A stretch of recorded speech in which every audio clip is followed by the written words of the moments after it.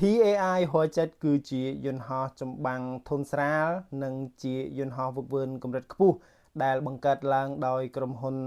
ឧស្សាហកម្មអាកាសចរណ៍របស់ទូគីគឺ Turkish Aerospace Industry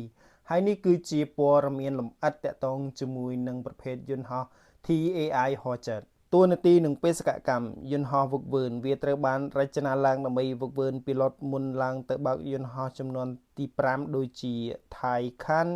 ឬ F-35 យន្តហោះវាយប្រហារស្រាល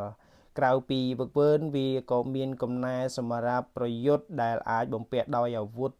ដើម្បីធ្វើបេសកកម្មគ្រប់គ្រងកងទ័ពជើងគោកវាយប្រហារគោលដៅលើដីនិងការពារដែនអាកាសកម្រិតស្រាលលក្ខណៈបច្ចេកទេសល្បឿនវាអាចហោះហើរបានល្បឿនអតិបរមា Mach 1.4 ល្បឿនលឿនជាងសំឡេងកម្ពស់ហោះហើរអាចហោះបានក្នុងកម្ពស់រហូតដល់45,000 ហ្វីតប្រហែល 13,700 ម៉ែត្រម៉ាស៊ីនប្រើប្រាស់ម៉ាស៊ីន Turbofan តែមួយដែលជាប្រភេទម៉ាស៊ីនមានប្រសិទ្ធភាពខ្ពស់និងតូចសមស្របនឹងតួយន្តហោះបច្ចេកវិទ្យាទំនើប Digital Cockpit កាប៊ីនពីឡុតបំពាក់ដោយអេក្រង់ Touch Screen ទំនើបនិងប្រព័ន្ធបញ្ជាគ្រាប់បែកឆ្លាតវៃ Fly by Wire ប្រព័ន្ធបញ្ជាហោះហើរតាមបែប Digital ទាំងស្រុងដែលជួយឲ្យយន្តហោះនេះមានតុល្យភាពនិងងាយស្រួលបញ្ជាសារៈសំខាន់សម្រាប់កងទ័ពអាកាសការជំនួសទូគីផលិត107ដើម្បីមកជំនួសយន្តហោះចាស់ៗដូចជា T-38 និង F-5 ការនាំចេញ